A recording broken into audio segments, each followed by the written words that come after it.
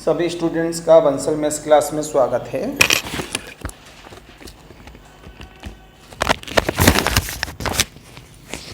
हम लोग बात कर रहे थे आप सभी से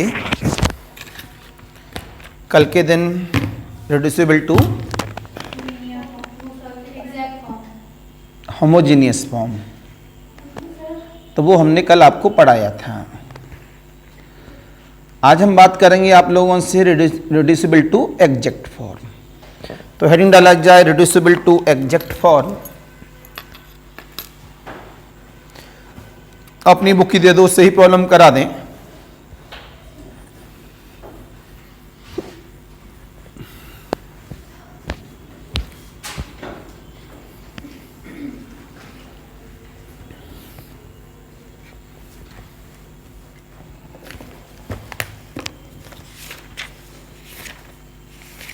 तो हेडिंग दिया जाए यहां पर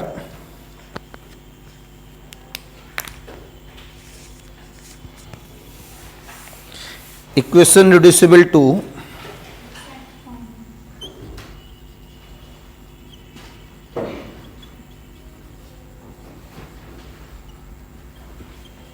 एग्जैक्ट फॉर्म। काफी इंपॉर्टेंट है ऑब्जेक्टिव वालों के लिए, और सब्जेक्टिव में तो हमेशा इंपॉर्टेंट बातें हैं। ये आपने जवाब दिया non exact differential equation into integrating factor equal of the exact differential equation. ये एक फॉर्मूला होता है हमारे पास। अगर कोई नॉन एग्जैक्ट है उसमें इंटीग्रेटिंग फैक्टर का मल्टीपल कर दें तो क्या बन जाता है? वो एग्जैक्ट बन जाता है। इसका मतलब हमें क्या सीखना पड़ेगा? बोलो। अगर मान लिया आपसे प्रैक्टिकली इंटरव्यू में ये बात पूछी गई, यहीं से पता लगता है पहले बच्चों के सिलेक्शन इसी वजह से ज़्यादा होते थे। ऑफलाइन मोड पे बच्चे टीचर पहचान लेता था कि ये बच्चा सेलेक्ट हो जाएगा। कुछ बच्चों की नॉलेज दबी होती है तो वो टीचर कूट कूट के उसे, जैसे कपड़े धुले जाते हैं पहले पुराने ज़माने में, जो कपड़े धुलने वाले कौन होते थे? वो जो कपड़े धुलते थे उन्हें क्या कहते हैं? धोबी। ऐसे धुलते थे कपड़े लेके, धाड़ ऐसे तोड़ा जाता था बच्चों को। जब हम लोग पढ़ते थे अच्छी तरह याद है, माना हमारी तो उस तरह से पिटाई कभी नहीं लगी।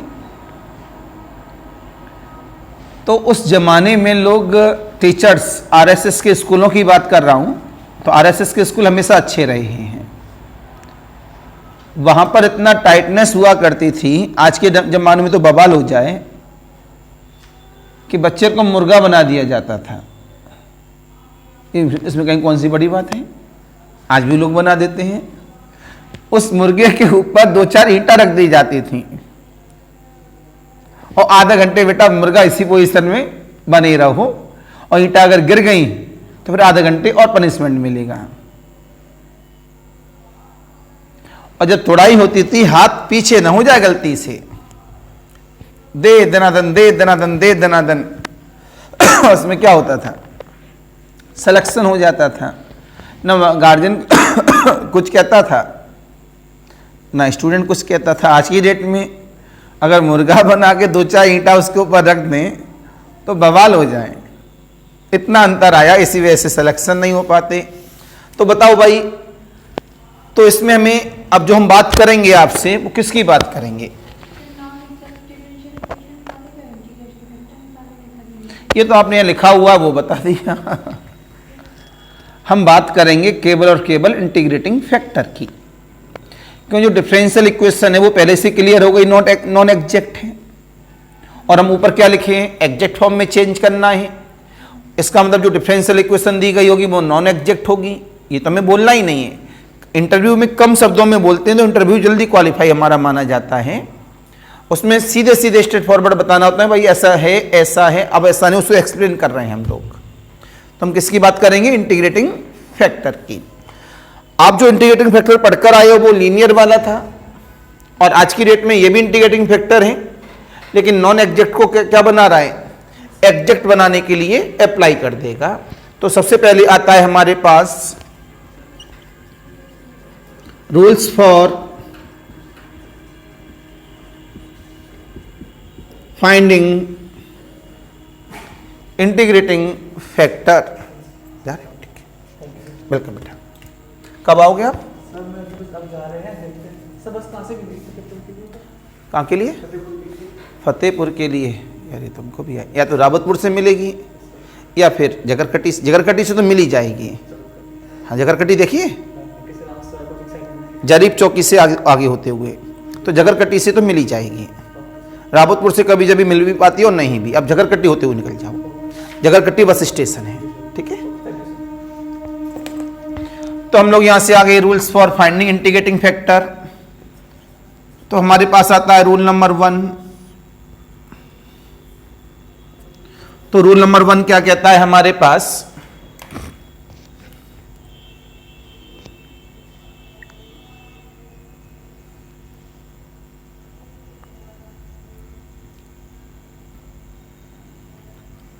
तो रूल नंबर 1 मैंने आपसे बोला, उससे पहले आपको ये बता दें, वो तो लिखा हुआ है नॉट एग्जैक्ट है। मैंने बोला differential equation is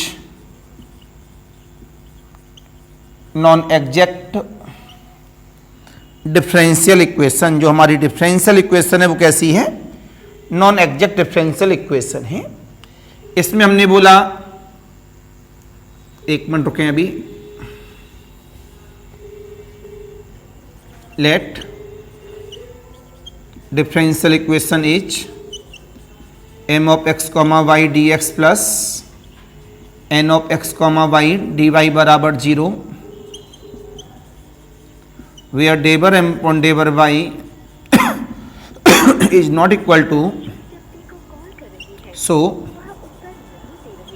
this differential equation is non exact differential equation. ये कैसी इक्वेशन है? नॉन एग्जैक्ट डिफरेंशियल इक्वेशन है। इसमें आता है हमारे पास रूल नंबर 1, किसके लिए काम कर रहे हैं? इंटीग्रेटिंग फैक्टर के लिए। Let M x plus N y not equal to 0। M में एक्स का मल्टीपल एन में बाई का मल्टीपल कर दें, लेकिन वो कैसा हो? Not equal to 0। A and D and equation is in homogeneous form. जो हमारी इक्वेशन है वो कैसी है? होमोजेनियस फॉर्म में है। तो आपने बोला M x plus N y not equal to 0 है, इक्वेशन कैसी है? होमोजेनियस फॉर्म में है। देन इंटीग्रेटिंग फैक्टर इज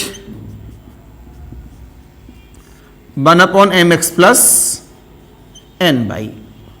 तो हमारा जो इंटीग्रेटिंग फैक्टर है वो क्या होगा? 1 upon M x plus N y. अब प्रॉब्लम ले लेते हैं इसको समझाने के लिए। होमोजीनियस तो मैंने कल बता ही दिया था कि होमोजीनियस क्या है। प्रॉब्लम नंबर 1 ली गई, solve differential equation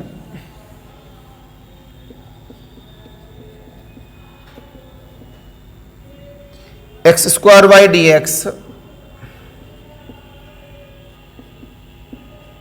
x cube plus y cube d y बराबर का 0, राइट। तो जवाब मिला यहां से हमारे पास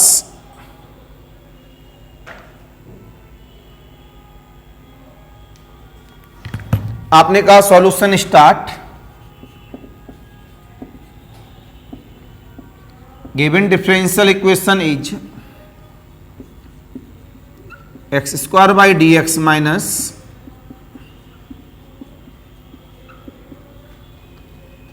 बराबर का 0, comparing by, hello good morning भैया।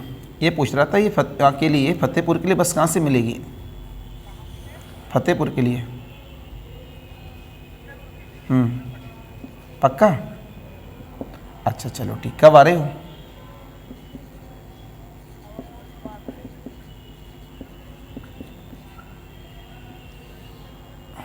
अच्छा अच्छा, चलो और सब ठीक है? अच्छा चलो ठीक बेटा। नहीं नहीं बेटा, तो M d x plus N d y बराबर क्या है 0। तो जवाब मिला यहां से आपको अपने पास m बराबर कितना,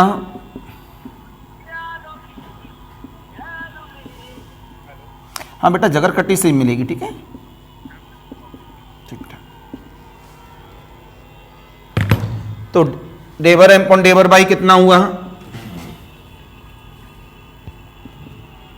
x square, del N upon del x कितना हुआ,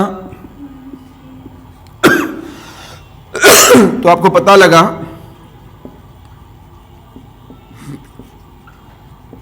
इक्वल नहीं है। So this differential equation is non exact differential equation, ठीक है। ब्यूटी बट लेकिन क्या ये होमोजीनियस है, 2 और 1 3 3 3 हर जगह पावर एक जैसी है, तो कैसा है homogeneous. But this differential equation is in homogeneous form. सबसे पहले पता लगा नॉट एग्जैक्ट है एंड फिर पता लगा होमोजीनियस है। बच्चे बोले क्या होमोजीनियस से सॉल्व नहीं कर सकते प्रॉब्लम, कर सकते हैं। हम तो आज आपको क्या सिखा रहे हैं कि नॉन एग्जैक्ट है उसे एग्जैक्ट कैसे बनाया जाए, तो उसमें इंटीग्रेटिंग फैक्टर नया सिखा रहे हैं। किसी भी डिफरेंशियल इक्वेशन को 4-5 तरीके से सॉल्व किया जा सकता है। तो आप लोगों ने इसमें जब कहा कि होमोजीनियस फॉर्म में है, अब हमें क्या निकालना है इंटीग्रेटिंग फैक्टर। तो हमारे पास इंटीग्रेटिंग फैक्टर का फॉर्मूला क्या रहेगा, mx प्लस एन वाई वाला रूल लेना है। For integrating factor mx plus N y निकाला गया। m कितना है मेरे पास x square y into x, n कितना है मेरे पास एक्स स्क्वायर इंटू वाई। सहमत है मेरी बात से, बोलो बेटा लोगों। हाँ mx लिखा है, अच्छा वो मल्टीपल इसका कर गया हूं ना, तो वो गलत लिख गया है। Minus times of x cube plus y cube into y. तो एक्स क्यूब बाई से एक्स क्यूब बाई कैंसिल, क्या मिला केवल यहां से माइनस वाई की पावर 4। बोलो बच्चा लोगों। तो करंट टाइम में जो हमारे पास में इंटीग्रेटिंग फैक्टर दिखेगा वो क्या 1/mx प्लस एन वाई। ये 0 तो आया नहीं, आपने कहा integrating factor 1/mx plus N y minus 1/y की पावर 4।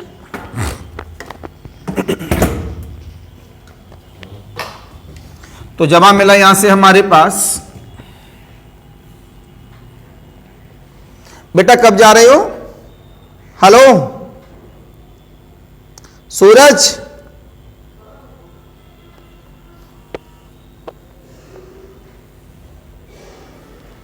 कब जा रहे हैं घर कब जा रहे हैं। माइनस का 1/y की पावर 4। तुरंत आपने बोला now exact differential equation is, ध्यान से देखना, आप लिखेंगे वी नो दैट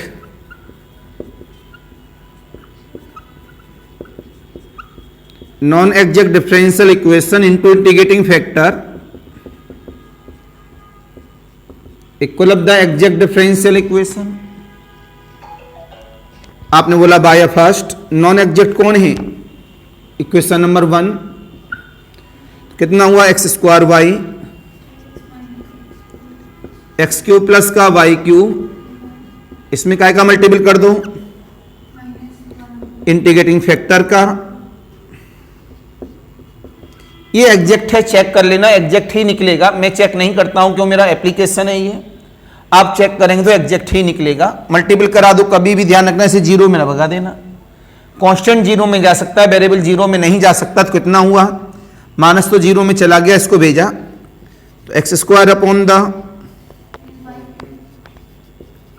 माइनस तो जीरो में भगा ही दिया था हमने माइनस, कितना हुआ यहां से x cube upon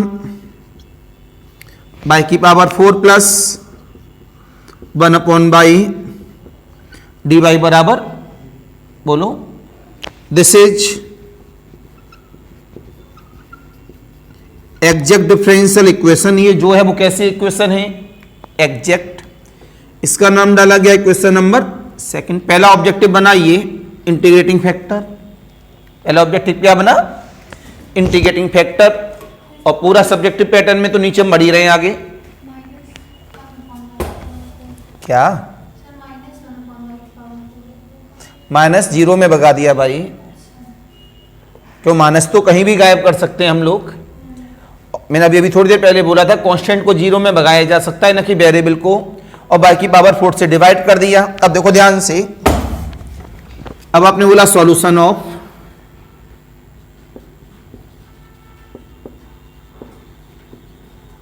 equation number second is, equation number second का सॉल्यूशन देखें, क्या पढ़ते थे हम लोग, एम डी एक्स m1 और n1 कर दो, क्यों, m और n ऊपर वाला है, कहीं से आप m और n ऊपर वाला ही नहीं लेने कहीं, m1 dx, यहां क्या लिखा होता तो y as a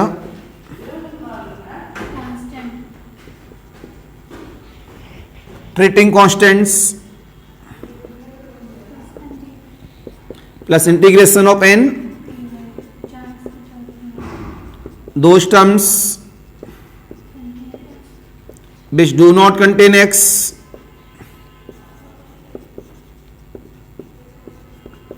equal to C. जब हम मिला यहां से वैल्यू को पुटअप करने में, तो वैल्यू को पुटअप करो m1 के लिए x square upon the y cube, n1 के लिए ऐसे टर्म जो x पे डिपेंड ना हो तो केवल माइनस का, x के फेवर में तो एक्स क्यूब अपॉन 3 माइनस का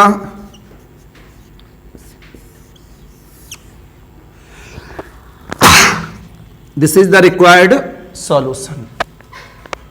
तो एनी कंफ्यूजन, एनी डाउट, अगर इसे मैं लॉग में ले लूं, यहां क्या में ले लूं, लॉग में, तो आंसर में से इस तरह भी ले सकता हूं ओ आर और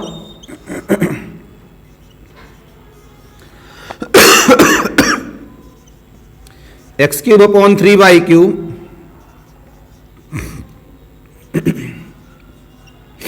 माइनस लॉग, तो लॉग सी,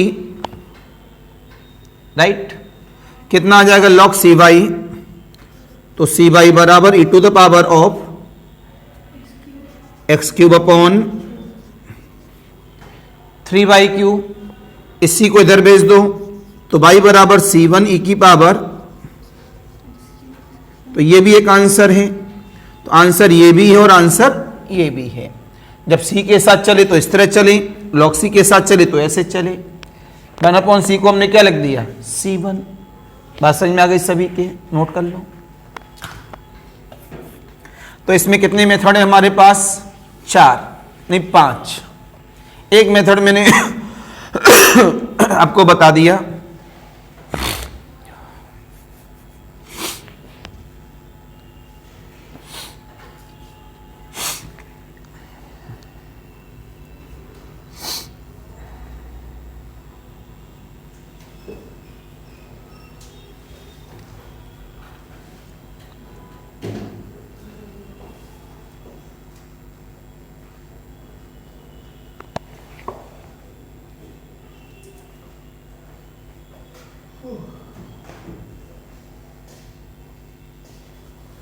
एक किसका ले जा रहे हो,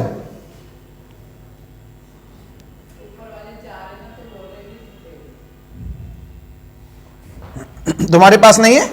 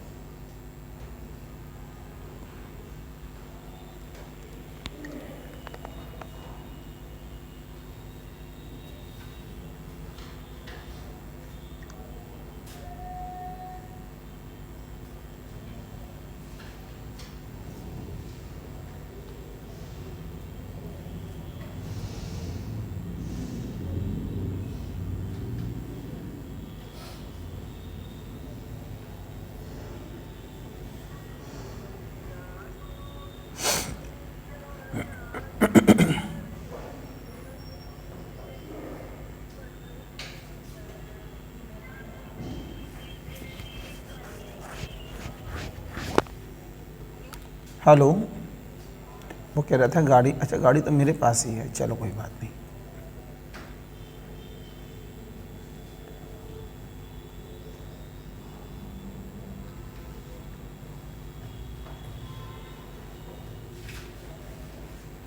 क्लियर हो गया सभी का रूल? तो ये पता है प्रॉब्लम ज़्यादा नहीं है, मेन पॉइंट है सीखना है। मैंने आपसे पहली बात कही थी, यहाँ जो आप डिफरेंशियल इक्वेशन सीखते हो ये यहाँ के लिए तो चलो पास हो जाओगे आप, लेकिन इन फ्यूचर में कभी भी डिफरेंशियल इक्वेशन पढ़ोगे 1 ऑर्डर 1 डिग्री को सॉल्व करने के लिए यही लेक्चर आपको वहाँ पर मजबूती देंगे। अगर ये मजबूती नहीं है तो डिफरेंशियल इक्वेशन आपको हमेशा प्रॉब्लम करेगी। डिफरेंशियल इक्वेशन में इस समय क्या चाहिए होता है, इसमें इंटीग्रेशन। अगर इंटर में इंटीग्रेशन आपने मजबूत किया तो आप डिफरेंशियल इक्वेशन के मास्टर बन जाते हो। इन फ्यूचर में आप नेट जीआरएफ में, आईटीजेएम में, टिफर में, डीआरडीओ में किसी भी एग्जाम में जाते हैं वहाँ ये टॉपिक बड़ा इंपॉर्टेंट काउंट होता है और इसमें बहुत सारे रूल्स हैं। इस वजह से थोड़ा मन से हमेशा करिएगा, क्यों 1 ऑर्डर 1 डिग्री आ गई तो वो इन्हीं 8-10 मेथड से ही सॉल्व होते हैं।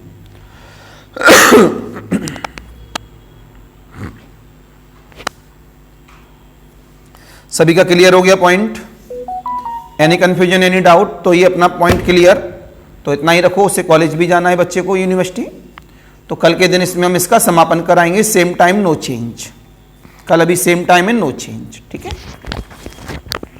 अब तो होली के बाद ही चेंज करेंगे टाइमिंग सभी। आज के लिए नमस्कार, बाय बाय। होमवर्क कुछ है नहीं, पुराना होमवर्क आपके पास में ऑलरेडी है।